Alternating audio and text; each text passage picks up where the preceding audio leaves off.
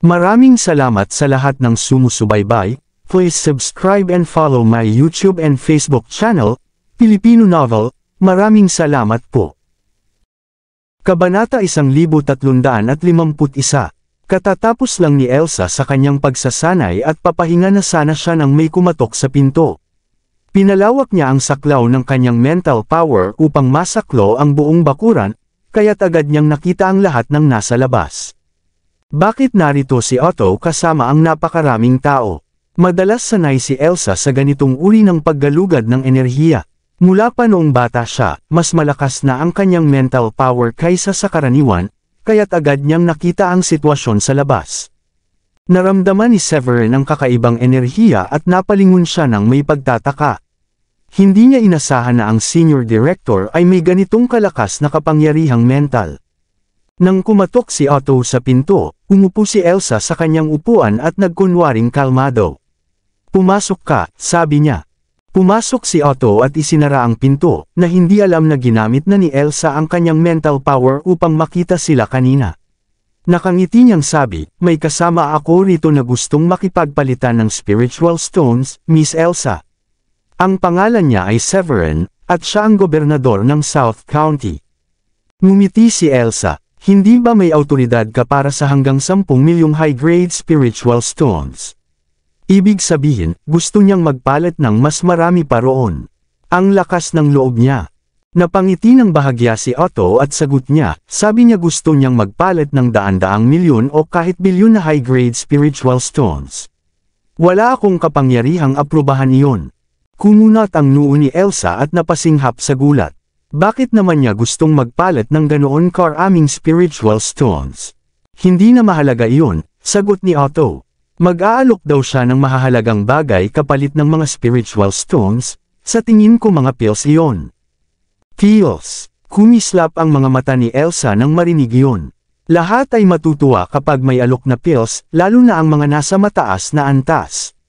Kahit sino, basta may mataas na uri ng pill, tiyak na magiging interesado. Ibig sabihin, gusto niyang mag-alok ng ilang pills kapalit ng mga high-grade spiritual stones. Hindi sapat kung first-grade pills lang. Kailangan kahit second-grade pills, sabi ni Elsa matapos mag-isip. Pero kung second-grade low-rank pills lang, baka hindi sapat iyon para sa napakalaking halaga ng palitan. Nagkibit-balikat si Otto. "Magugulat ka sa kanya, Miss Elsa. Hindi ka magsisisi kapag nakilala mo siya." Napasinghap si Elsa at pumikit ng bahagya, saka tumingin kay Otto ng may bahagyang inis. "Kahit ayaw ko, wala na akong magagawa. Nadala mo na siya rito. Sige, papasukin mo na sila." Agad nang umiti si Otto at dali-daling lumabas ng silid. Makalipas ang ilang sandali, dinala ni Otto sina Severin at ang iba pa upang makilala si Elsa.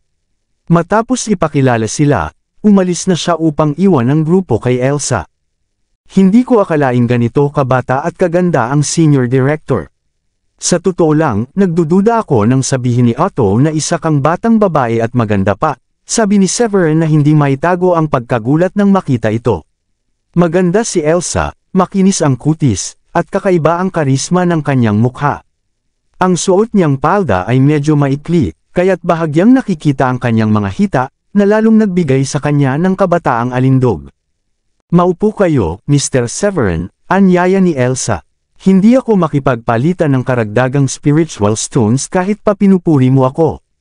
Mayroon kaming mahigpit na patakaran sa pagpapalitan ng spiritual stones at iba pang bagay. Kahit pa magkaroon tayo ng magandang ugnayan, kailangan kong sundin ang mga alituntunin ng aming auction house." Si Elsa ay isang taong may malaking impluwensya sa Ulang City, kaya't sanay na siya sa mga papuri mula sa iba't ibang tao. Kaya hindi siya gaanong naapektuhan sa sinabi ni Severin. Ngumiti si Severin at sinabing, "Sinasabi ko lang ang totoo. Alam kong hindi madali ang makaupo sa posisyong iyan." Ngumiti si Elsa at sagot niya, "Pag-usapan na lang natin ang negosyo." Sinabi ni Otto na balak mong magpalitan ng pills kapalit ng mga spiritual stones. Tumango si Severin na may ngiti. "Oo, iyon nga. Wala akong gaanong mahalagang bagay, ngunit maaari akong makipagpalitan gamit ang mga pills dahil isa akong alchemist." Mahirap maging isang second grade na alchemist, reklamo ni Elsa. Malakas naman ang aking mental power, at interesado talaga akong matuto ng alchemy. Sa kasamaang palad, abala ako rito at hindi pa rin nakakamit ng 2 junior directors ang kanilang breakthrough. Plano ko na sanang magbitiw, magkulong, at maghanap ng taong mapag-aaralan ko ng alchemy, ngunit palagi nilang tinatanggihan ang aking pagbibitiw. Kailangan ko munang maghintay hanggang sa may isang junior director na maging level 8 warrior king bago ako makaalis. Nakakainis talaga. Halatang inis na inis si Elsa, ngunit nakakaaliw siyang tingnan sa ganoong ayos. Ngumiti si Severin at sinabing, nararamdaman ko na malakas ang iyong mental ability. May kakayahan ka sa alchemy, ngunit gusto kong malaman kung gaano ka katyaga. Mahalaga ang pasensya sa alchemy, pati na rin ang matatag na isipan. Ang mga taong hindi kayang tanggapin ang pagkabigo ay hindi kailanman magtatagumpay, dahil normal lang ang mabigo sa simula. Tumango si Elsa bilang pagsang-ayon. Hindi ko inakalang ganito kalakas ang iyong mental power. Ginamit ko lang sandali ang akin para makita ang nangyayari sa labas, pero napansin mo agad iyon. Ang pagkakataon mong magbitiw ay maaaring dumating na mas maaga kaysa inaasahan, sabi ni Severin na may ngiti. Malapit nang magkaroon ng level 8 warrior king. Sana nga, tugon ni Elsa na may mapait na ngiti. Mahirap talagang makamit ang breakthrough kahit gaano pa sila kasipag. Pagkatapos ay kinuha niya ang isang maliit na aklat mula sa kanyang palad at iniabot ito kay Severin. Narito ang palitan para sa mga pills. Tingnan mo kung gaano karami ang maaari mong ialok. Sa isip ni Elsa, kailangan ni Severin maglabas ng napakaraming pills para mapalitan ng mahigit 1 bilyong spiritual stones. Tiningnan ito ni Severin at napahanga. Napaka-detalyado nito. Pati ang kalidad ay isinasaalang-alang.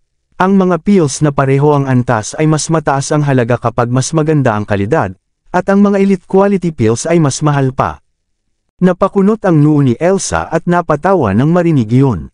Siyempre, bilang isang alchemist, alam mo dapat na may iba't ibang kalidad din kahit sa pangalawang antas ng mataas na ranggong pill. Magkakaiba rin ang resulta at lakas ng enerhiya depende sa kalidad. Napangiti siya at napabuntong hininga. Kapag sa wakas ay nakapagbitiw na ako sa posisyong ito, hahanap ako ng mahusay na alchemist na magiging guro ko at magtatrabaho akong mabuti upang maging isang alchemist din. Tinakpan ni Sheila ang kanyang bibig at ngumiti. Maaari mong isaalang-alang ang pag-aaral kay Severin, Miss Elsa. Walang ibang makakatumbas sa galing niya sa alchemy sa buong Dracodam. Siya ang pinakamakapangyarihang alchemist sa buong bansa. Nagulat si Severin sa sinabi ni Sheila. Tiningnan niya ito ng masama at sinabi, hindi ito ang oras para dyan, Sheila. Nasa kalagitnaan tayo ng seryosong usapan. Napakunot ang noo ni Sheila. Pero seryoso ako, may gwapo ka ng alagad, bakit hindi ka magkaroon ng magandang alagad din? Tama si Sheila, hindi mo ba kakasabi lang na may talento si Miss Elsa dahil sa lakas ng kanyang isipan? Maganda rin kung magkakaroon ka ng isa pang alagad, dagdag ni Diane. Napakunot ang noo ni Elsa dahil inisip niyang puro pagyayabang lang iyon. May kilala siyang ilang matatandang alchemist na nasa pangalawang antas na kalagitnaan o mataas na ranggo at gusto rin siyang kunin bilang alagad. Sa palagay niya, masyado pang bata si Severin at malamang ay nasa mababang antas lamang bilang alchemist. Nakakatawa para sa kanya na sabihing si Severin ang pinakamagaling na alchemist sa Dracodam. Walang maniniwala roon. Si Severin ay laging umiiwas sa gulo. Kahit may pambihirang talento si Elsa, wala na siyang oras at hindi niya planong kumuha pa ng bagong alagad. Ngumiti siya at sinabi, ituloy na natin ang palitan ng spiritual stones, Miss Elsa. Kailangan ko ito dahil sasali ako sa auction sa Makalawa. Kaunti lang ang dala kong spiritual stones ngayon. Walang problema, sagot ni Elsa. Tiningnan ni Severin ang booklet at sinabi, ang isang elite quality na second-grade high-rank pill ay maaaring ipalit sa 500 milyon na high-grade spiritual stones. Ibig sabihin, napakahalaga nito. Ngumiti si Elsa at sinabi, syempre, napakabihira ng mga ganitong pill dahil halos wala ng mga second-grade high-rank na alchemist sa Dracodam, maliban sa mga nakatagong sekta. Kahit isang pill lang ay sapat na para ang isang level 9 warrior king ay maging level 1 warrior emperor. Alam mo naman siguro kung gaano kahalaga ang level 1 Warrior Emperor, hindi ba? Huminto sandali si Elsa bago nagpatuloy, 500 milyong high-grade spiritual stones ay hindi naman ganoon kamahal kung iisipin mo. Karaniwan, walang nag-aalok ng ganitong kahalagang bagay maliban na lang kung kinakapos sila ng spiritual stones. Tumango si Severin. Ang third grade low rank ay mas mahal pa. Ang isang elite quality peel ng ganitong antas ay nagkakahalaga ng 3 bilyong spiritual stones, o 30 milyong high-grade na spiritual stones. Hehe, walang mag-aalok ng third grade low rank peel. Nandyan ang presyo, pero wala pang nakapagbigay niyan, sabi ni Elsa na may ngiti. Para sa kanya, binanggit lang iyon ni Severin dahil namangha siya sa halaga, hindi dahil mayroon talaga siyang ganoon. Ngunit natigilan siya nang ilabas ni Severin ang 2 third-grade low-rank pills. Sinabi ni Severin, 2 ang iaalok ko. Sapat na iyon para maipalit sa 6 na bilyong high-grade spiritual stones. Napasinghap si Elsa sa gulat. Ang pagpapalit ng 2 pill para sa spiritual stones ay isang napakalaking tagumpay dahil sa kung gaano kahalaga ang mga pill para sa karamihan ng tao. Ito ay talagang third-grade low-rank pill. Nanigas si Elsa sa loob ng ilang segundo.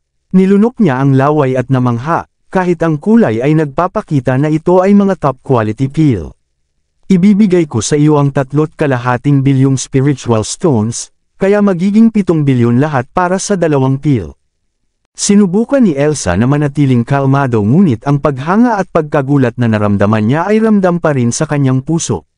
Sigurado siya ngayon na si Severin ay isang third-grade low-rank na alchemist, at ang alchemist sa ganitong antas ay walang duda na pinakamakapangyarihan sa karaniwang lipunan ng Drakodom.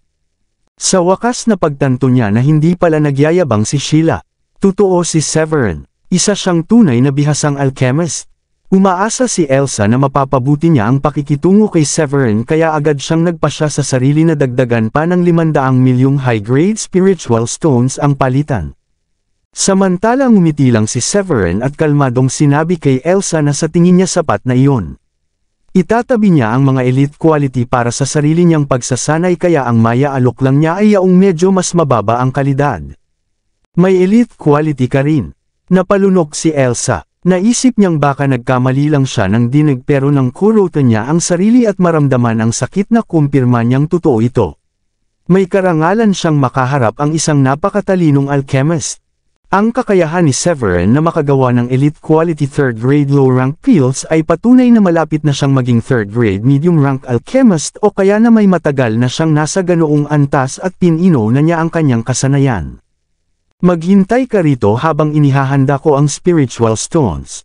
Wala akong sapat sa loob ng aking storage ring at baka hindi ko agad maipalit ang 7 bilyong high-grade spiritual stones. Kailangan kong palitan ng ilan sa mga ito ng first-grade spiritual stones, sabi ni Elsa kay Severin na may ngiti. Huwag kang mag-alala, pareho pa rin ang kabuoang halaga na katumbas ng 7 bilyong high-grade spiritual stones.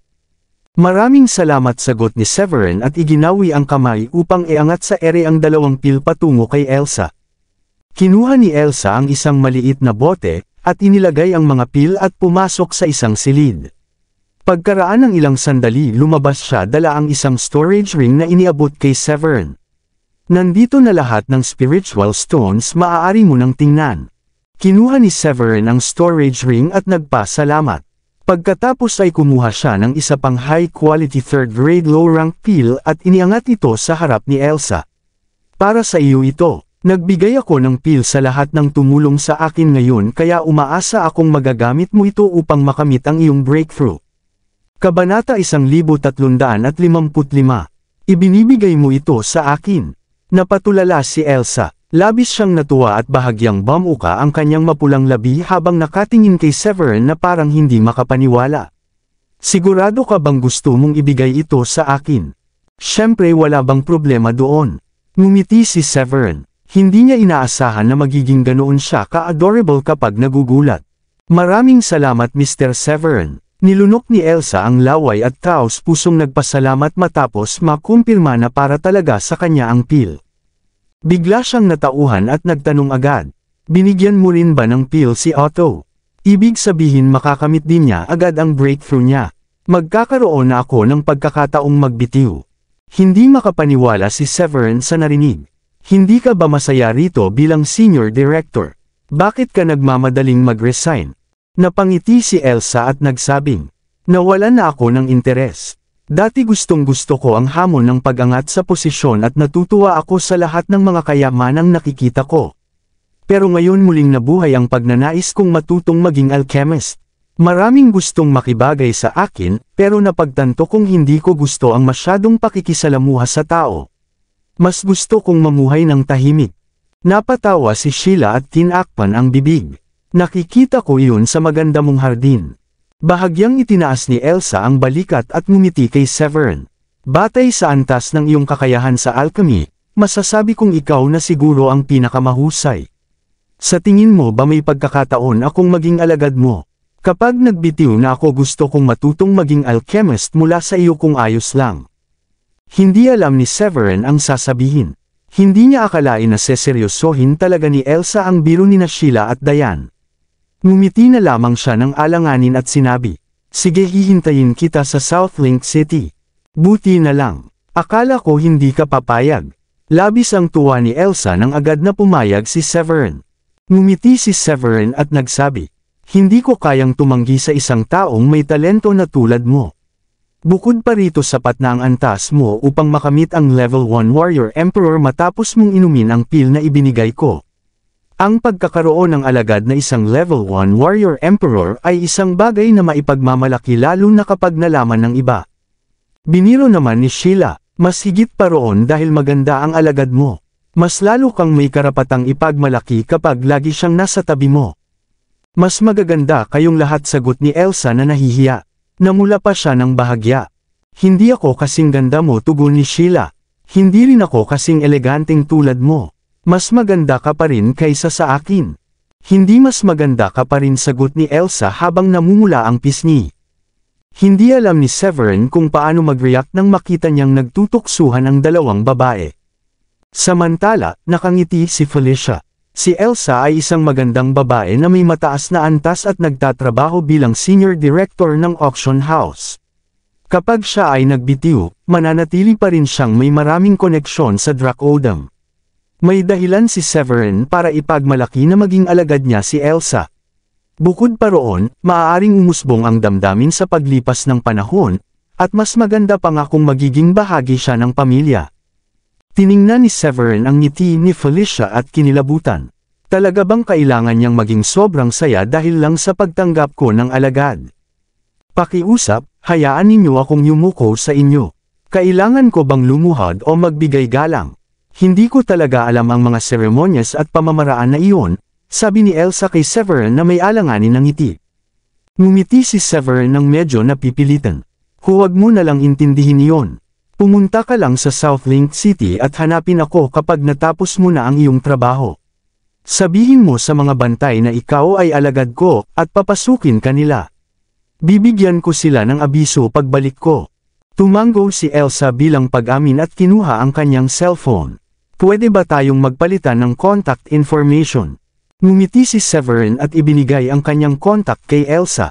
Pagkatapos nito, naghanda na silang umalis, nang may isang binatang nakasuot ng puti ang lumapit na may ngiti. Elsa. Ang binata ay tila pamilyar kay Elsa. Nang pumasok siya, napansin niyang nag-uusap at nagtatawanan si Severin at Elsa.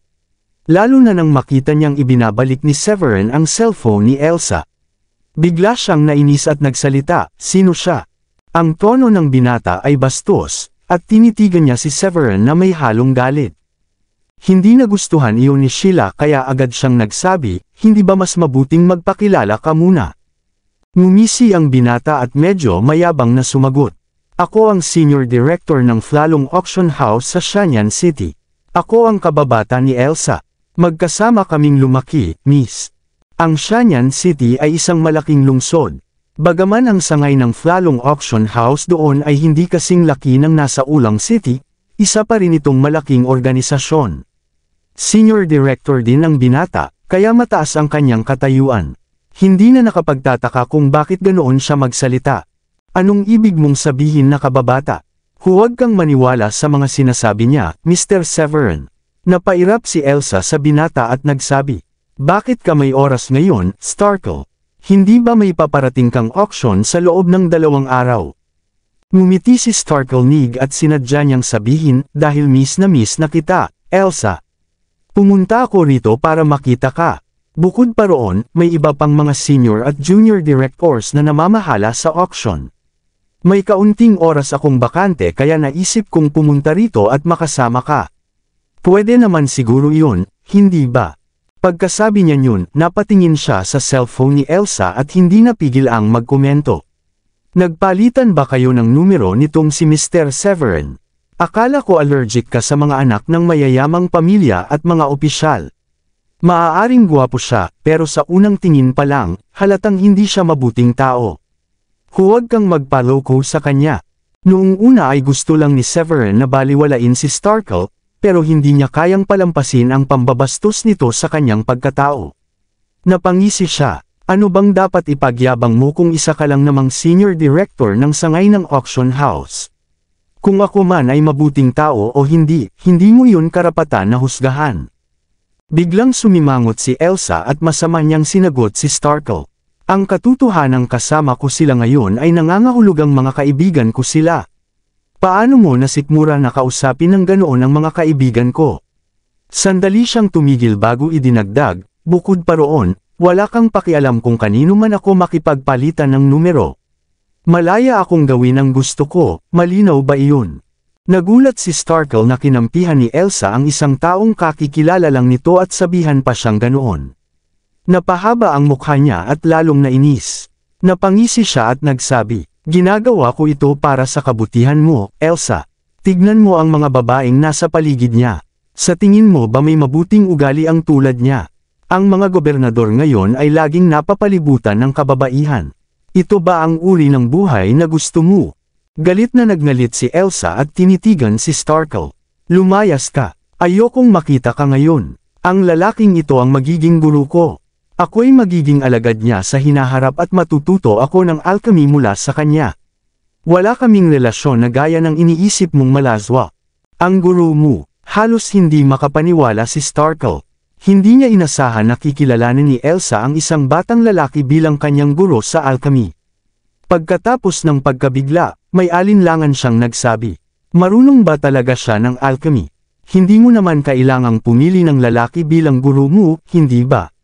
Kilala ko ang isang babaeng alchemist na may ranggong 2nd grade medium rank. Masangkop kong babae ang gagabay sa iyo sa pag-aaral."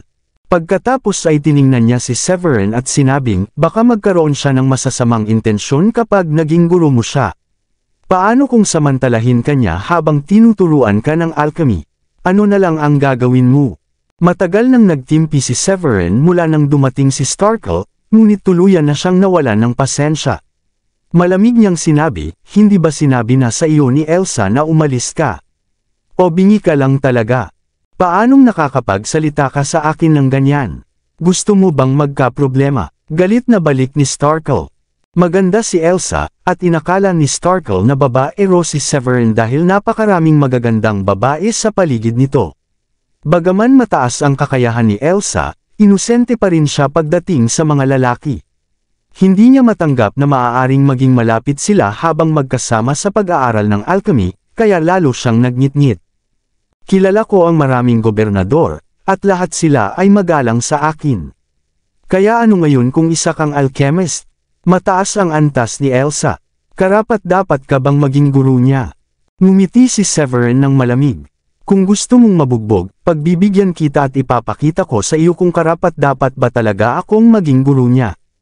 Sa isang kisap mata, lumipad palabas si Severin at hinamon si Starkle. Gusto ni Starkle na turuan ng leksyon si Severin at ipakita sa kanya ang mangyayari kapag pinroblema siya, pero ayaw niyang siya ang unang gumawa ng hakbang dahil naroon si Elsa. Kaya nang siya mismo ang unang hamonin ni Severin, tuwang-tuwa siya. Napakagandang pagkakataon iyon para siya mismo ang makapaghiganti. "Ikaw ang humiling nito, kaya huwag kang magsisi." Ngumiti si Starkle at lumipad palabas upang humarap kay Severin. "Ako dapat ang nagsasabi niyan sa iyo," sagot ni Severin na may ngiti. Nagulat si Elsa sa biglaang pangyayari at agad na tumakbo palabas kasama sina Diane at ang iba pa. Tinitigan ni Elsa ang dalawang lalaking lumulutang sa hangin at sinabi kay Diane. Anong antas ng kakayahan meron si Ginoong Severin? Si Starkle ay isang level 7 warrior king. Nag-aalala siya dahil alam niyang maraming alchemist ang mas inuuna ang pag-aaral ng alchemy kaysa sa pagsasanay kaya madalas ay mababa ang kanilang antas. Si Starkle ay isa sa mga pinakamahusay sa Drakodom kaya hindi niya gaanong pinansin si Severin kahit nalaman niyang isa itong gobernador. Ngumiti si Diane ng banayad at sinabing, huwag kang mag-alala binibining Elsa.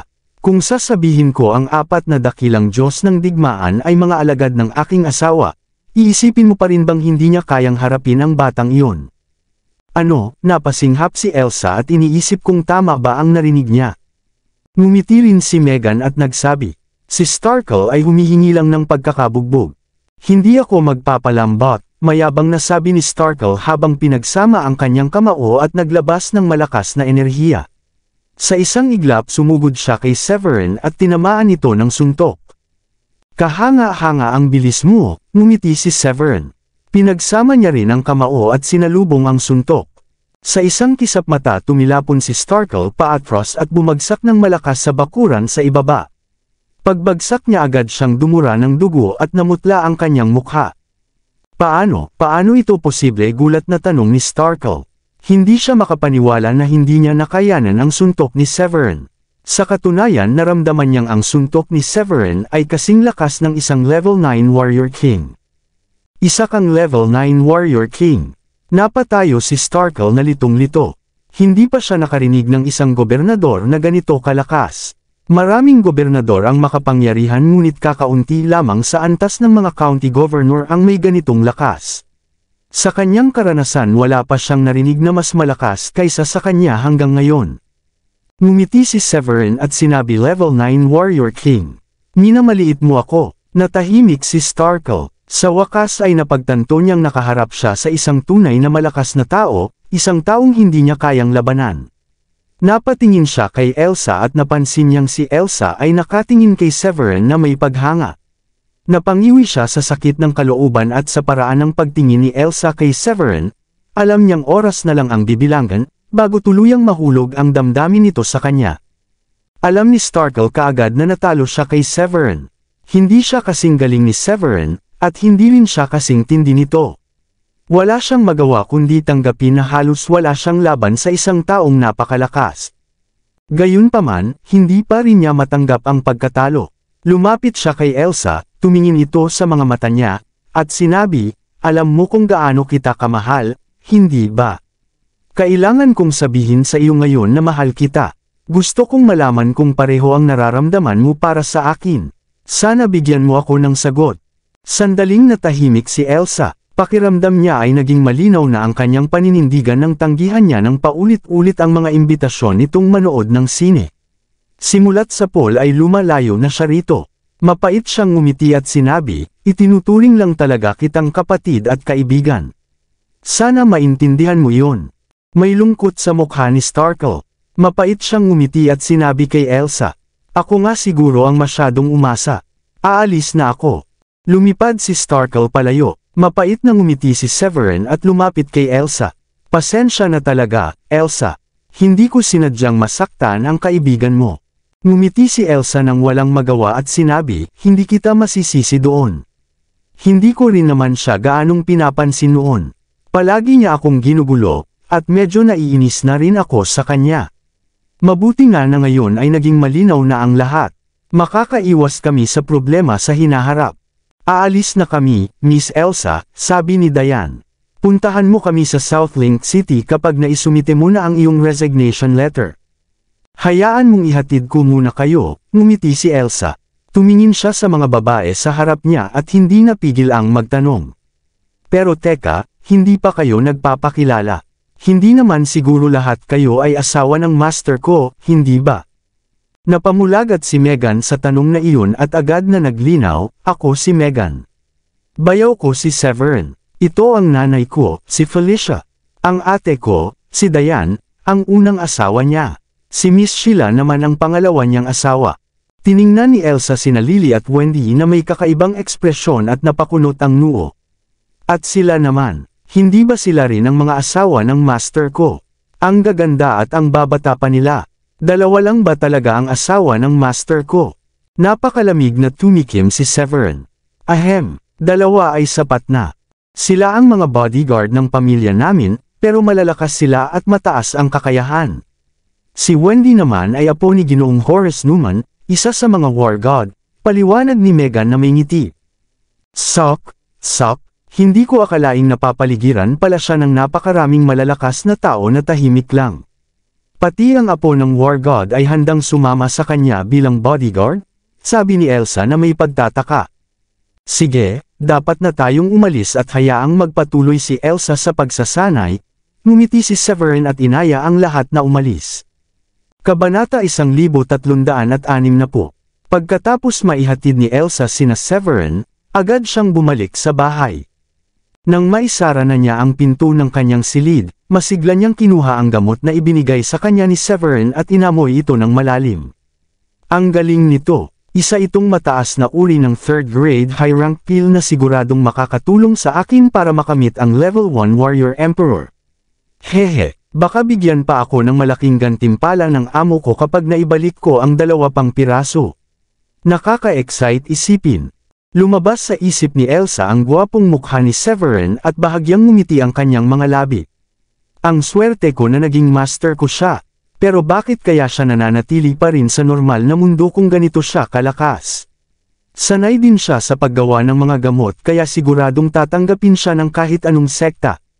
Ang saya ko talaga na naging alagad niya ako. Samantala, nasa kalsada na si Severin kasama ang kanyang pamilya.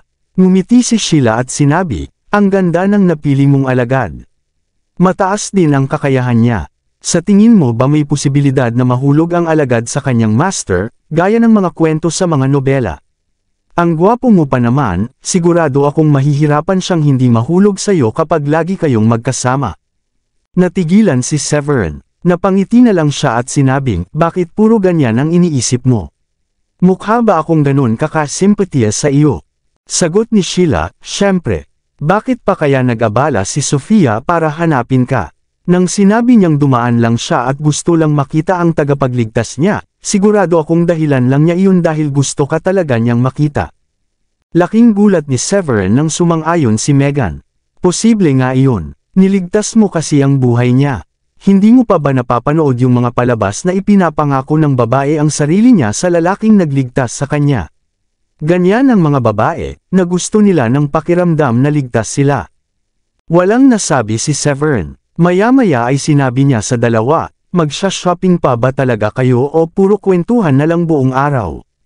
Pwede naman tayong umuwi kung ayaw nyo na.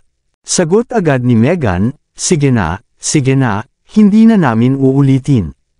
Oo, gusto pa naming mag-shopping. Maaga pa naman para umuwi. Dinala ni Severin ang lahat para mamili.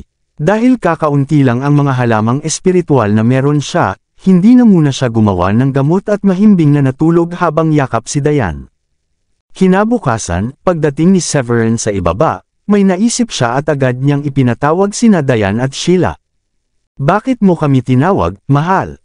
May problema ba? Tanong ni Diane. Ngumiti siya at nagbiro, hindi ka na naman siguro magbibigay ng mga pil sa amin, ano?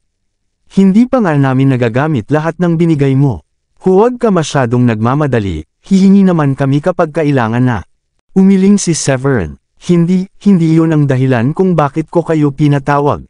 May gusto lang akong ibigay sa inyong dalawa. Iwinasiwas niya ang kamay at inilabas ang isang pergamino. Ito ay isang mataas na uri ng sky grade technique na tinatawag na Soaring Phoenix. Malapit na kayong maging warrior king kaya pwede nyo nang pag-aralan ang combat technique na ito. Bagay ito sa mga babae at ito ang pangalawang pinakamataas na antas ng teknikong meron kayo. Malakas ito. Yay! Ang galing mo talaga, sigaw ni Diane na tuwang-tuwa.